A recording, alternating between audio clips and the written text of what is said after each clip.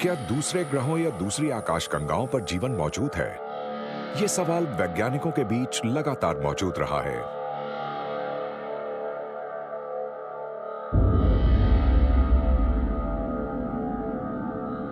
कुछ वैज्ञानिक मानते हैं कि यह बिल्कुल मुमकिन नहीं है कि जीवन की शुरुआत जैसी अनूठी घटना दोबारा कहीं और घटे, और इसलिए धरती दुनिया में इकलौती ऐसी जगह है जहां जीवन मौजूद है।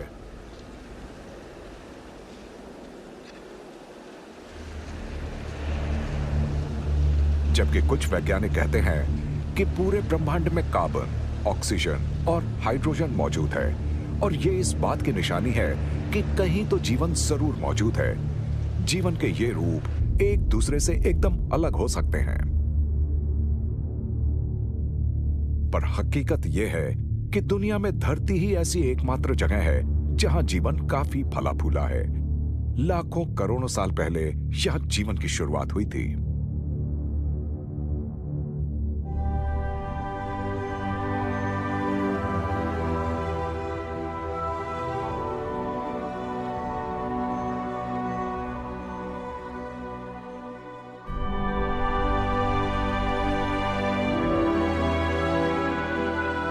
हम सभी जानते हैं कि सभी जंगल अपने आप में अनूठे इलाके हैं।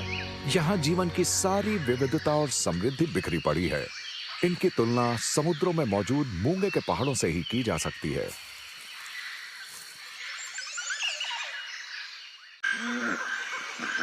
लेकिन बीती कुछ सदियों में इंसानों ने ऐसे 60% इलाके का सफाया कर दिया है, और यह सिलसिला रुकने का नाम नहीं ले रहा है।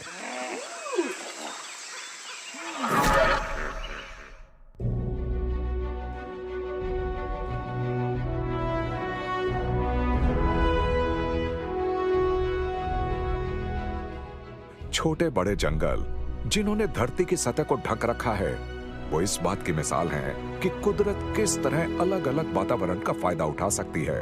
अलग अलग जमीन के हिसाब से खुद को ढाल लेती है। कोई बर्फीली जमीन, तो कोई गर्म और सूखी, और कोई खारी जमीन।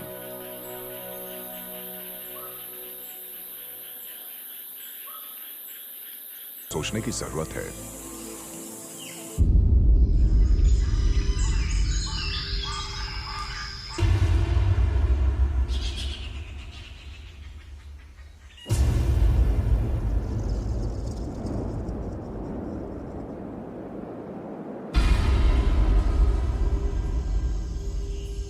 इंसानों के बाद अमेरिका के जंगलों में मौजूद लीफ कटर चींटियों का समाज दुनिया के सभी जीवों में सबसे ज्यादा पेचीदा होता है।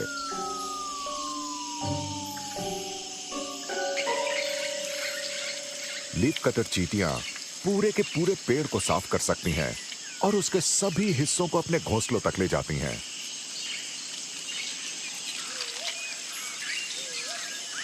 इनकी एक तकरीबन जुनूनी और अथक मेहनत की तुलना इंसान की कई गतिविधियों से की जा सकती है जब वो जंगल का फायदा उठा रहे होते हैं।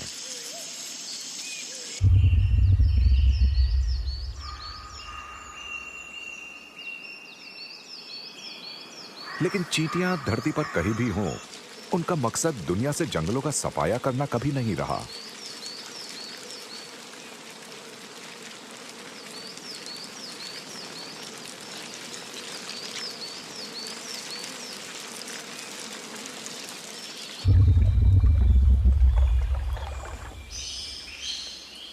मिसाल के लिए ऑस्ट्रेलिया की वीवर एंट जंगल की पत्तियों से अपने घोंसले बनाती हैं।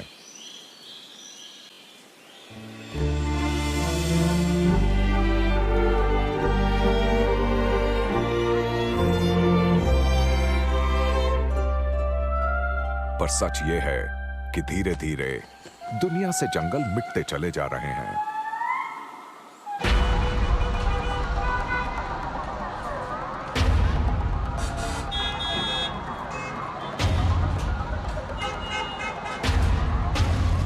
कई जगहों पर इंसानी समुदाय बहुत ज्यादा विकसित हो गए हैं, पर उनमें यह समझ ही नहीं है कि वो कितनी बड़ी तादाद में कुदरती संसाधनों का इस्तेमाल कर रहे हैं। पेड़ गिराए जा रहे हैं एक के बाद एक लगातार, क्योंकि इंसान को अपने लिए फौरन जमीन चाहिए, बहुत सारी लकड़ी चाहिए और ढेर सारा कागज चाहिए।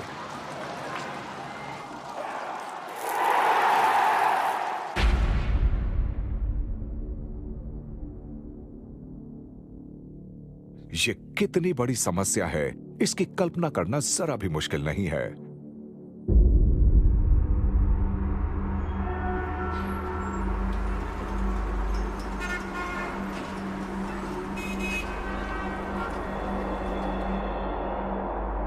हर साल 95 लाख हेक्टेयर यानी पुर्तगाल देश जितने बड़े इलाके में फैले जंगल को काट दिया जाता है।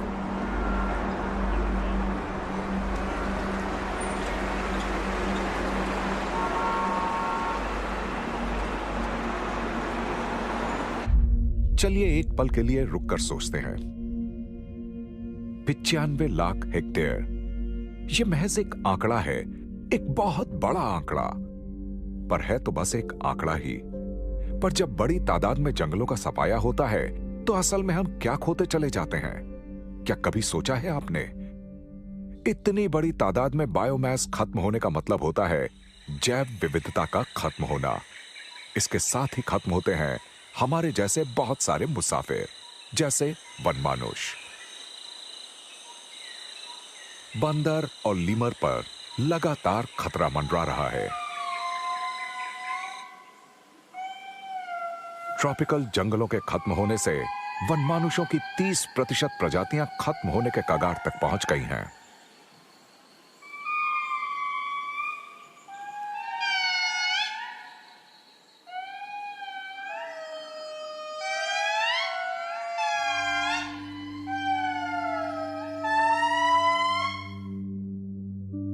मैडागास्कर के लीमर अब लगातार सिकुड़ते इलाके में जी रहे हैं और इन पर अब जलवायु में बदलाव, आग और बीमारियों का खतरा लगातार बढ़ता चला जा रहा है।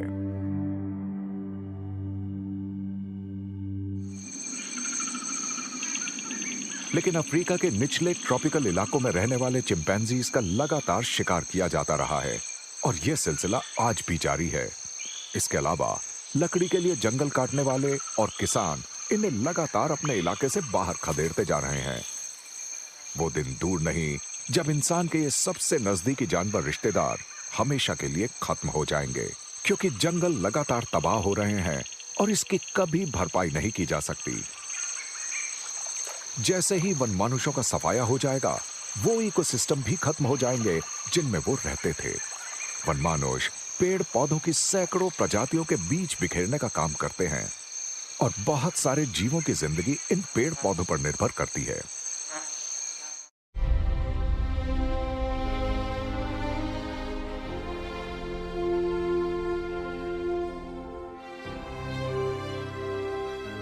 इंसान जो बदलाव ला रहे हैं वो जंगलों तक पहुंच रहे हैं। दुनिया के सबसे अनछुए इलाके अब प्रदूषित होते चले जा रहे हैं। इंसान जो कचरा बिखेर रहे हैं वो धरती के कोने कोने तक पहुंचता चला जा रहा है। ये ख्याल ही हमें उदास और निराश कर देता है।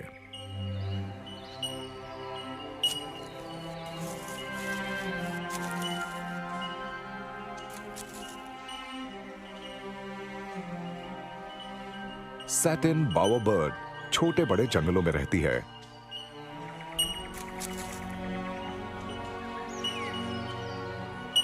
ये दुनिया के सबसे अनूठे और आकर्षक पक्षियों में से एक है।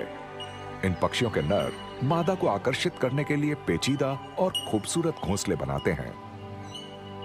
ये खूबसूरत ढांचे ही नहीं बनाते, ये उन्हें तरह तरह की रंगीन चीजों से बड़े नाज से सजाते भी हैं।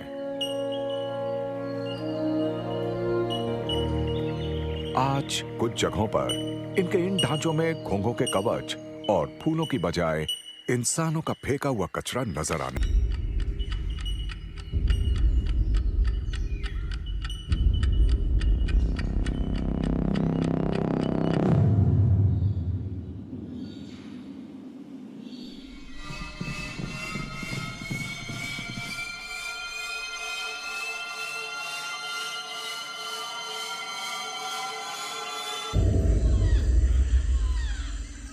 उत्तरी अमेरिका के बहुत पास मध्य अमेरिका के जंगलों में बहुत अंदर जाना मुमकिन है।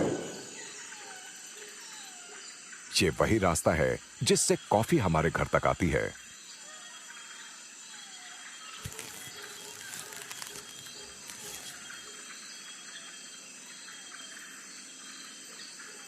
जब अमेरिका में कोई एक कप कॉफी पीता है तो इससे मध्य अमेरिका के जंगलों का सफाया होता है और इससे दुनिया के सबसे ज्यादा खतरों में पड़े बंदर की मुसीबतें बढ़ती हैं। यह है स्पाइडर मंकी। जिंदा बचे रहने के लिए इसे बड़ा सा जंगल चाहिए क्योंकि इसकी खुराक में मौसमी फल शामिल हैं जो जंगल के बड़े दायरे में मिलते हैं।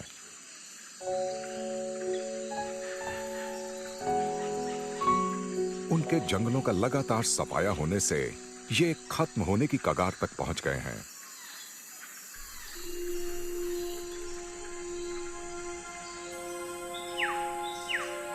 बेकिंग और कॉस्मेटिक इंडस्ट्री में बड़ी तादाद में ताड़ के तेल का इस्तेमाल होता है और इससे एक और विशाल वनमानुष की जान खतरे में है जो बोर्नियो के जंगल में रहता है, इंसान का सबसे नजदीकी रिश्तेदार ओरंगुटैन।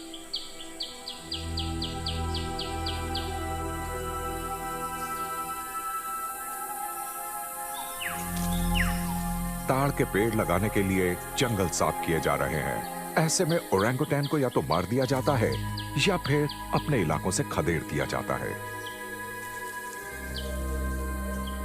पिछले 60 सालों में इनकी तादाद 60% कम हुई है और अंदेशा यही है कि साल 2025 तक इनकी तादाद 20% से भी कम रह जाएगी।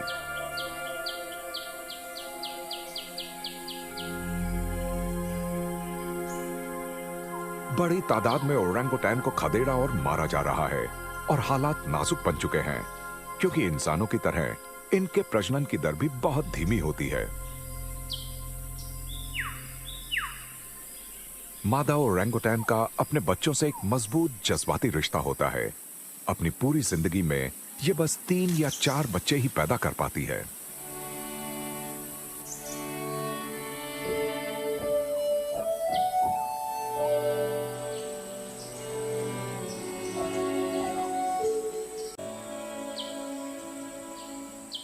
इसके बावजूद जंगल में ही, खास तौर पर अमेज़न के जंगलों में हमें ये मिसालें नजर आती हैं कि किस तरह इकोसिस्टम का संयम से इस्तेमाल करके सब कुछ बचाया जा सकता है।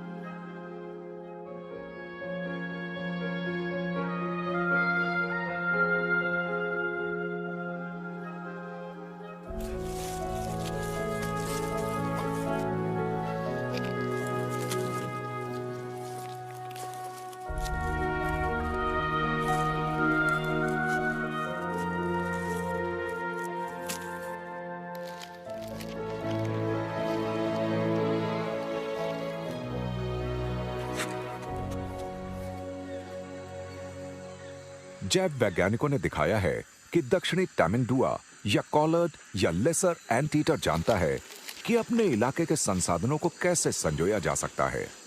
इसके भयानक पंजे देखकर लगता है कि ये तो आसानी से दीमक या चींटियों के टीलों को तोड़ सकता है, पर इसके बावजूद ये तबाही की आंधी नहीं बनता बल्कि संयम रखता है।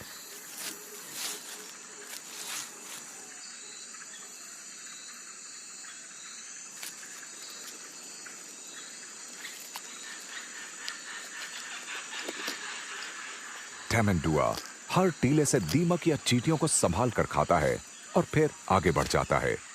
वो इस इलाके के टीलों पर एक एक करके हमला करता है और उन्हें पूरी तरह तबाह नहीं करता।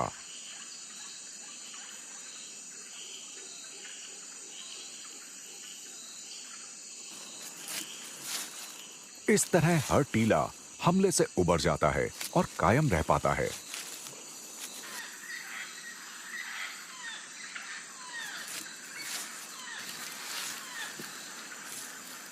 ये पर्यावरण के संयमित इस्तेमाल की एक जीती जागती मिसाल है।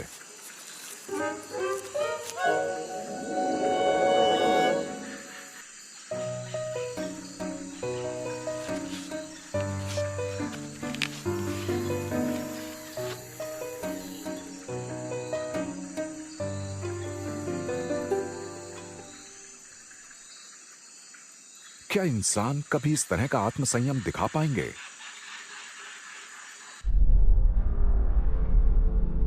क्या हम धरती की विविधता और कुदरत के इस समृद्ध खजाने को संभालना और संजोना कभी सीख पाएंगे?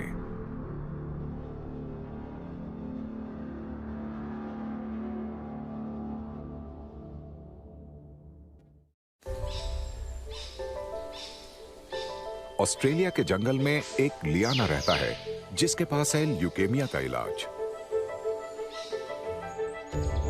डिस्कोरिया कंपोजिटर एक तरह का यैम या शकरकंद है जिसके राइजोम से वो सेक्स हार्मोन्स मिलते हैं जिनसे गर्भ निरोधक गोली तैयार की जाती है।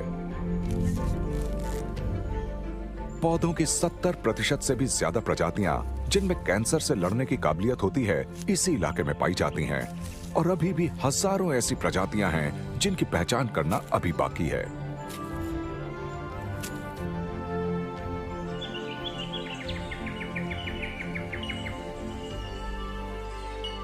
ऐसा लगता है कि ये बेमिसाल लेकिन अनजान खजाना एक दिन धुएं के हवाले कर दिया जाएगा।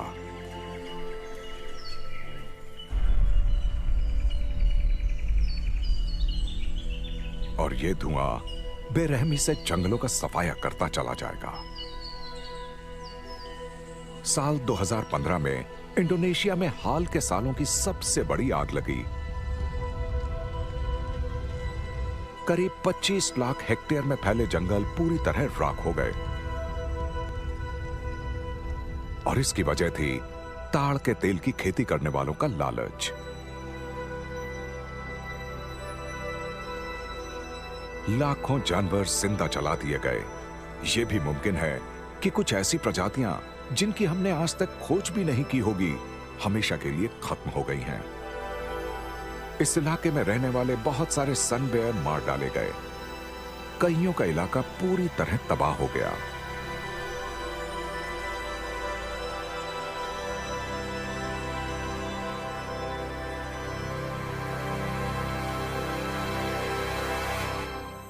हाल के सालों में इनकी 30% से भी ज्यादा आबादी का सफाया हो चुका है।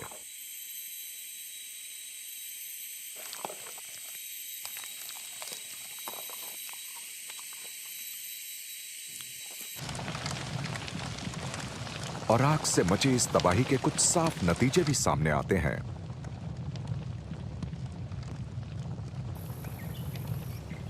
साल 2015 में जंगल में 1,30,000 बार आग लगी जिससे 20,000 लाख टन ग्रीन हाउस गैसें पैदा हुई। जापान और जर्मनी जैसे देश साल भर में जितनी ग्रीन हाउस गैस बनाते हैं उससे कहीं ज्यादा।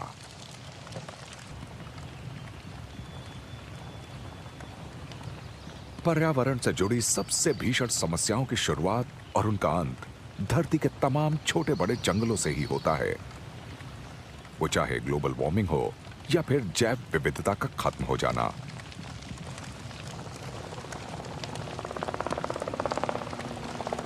सब कुछ आपस में जुड़ा हुआ है, हमारा भविष्य भी। मानव इतिहास में पहली बार हमारे पास अपनी धरती को पूरी तरह बदलने का मौका मिला है। इसके इकोसिस्टम्स को, इसके जंगलों को बदलने का मौका। इसके बावजूद हम अपनी गतिविधियों के नतीजों के बारे में जरा भी नहीं सोच रहे हैं, जबकि नुकसान सामने साफ नजर आ रहा है। इन हादसों के बारे में गंभीरता से और मुस्तैदी से सोचने की जरूरत है। सीधे साधे छोटे कदमों से भी धरती के इन जंगलों को बचाया जा सकता है।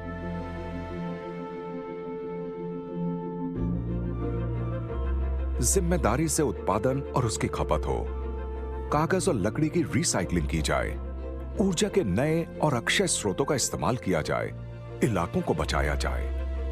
अब हमें और इंतजार नहीं करना है बल्कि काम करना है। यह वक्त है मुस्तैदी से धरती को बचाने का।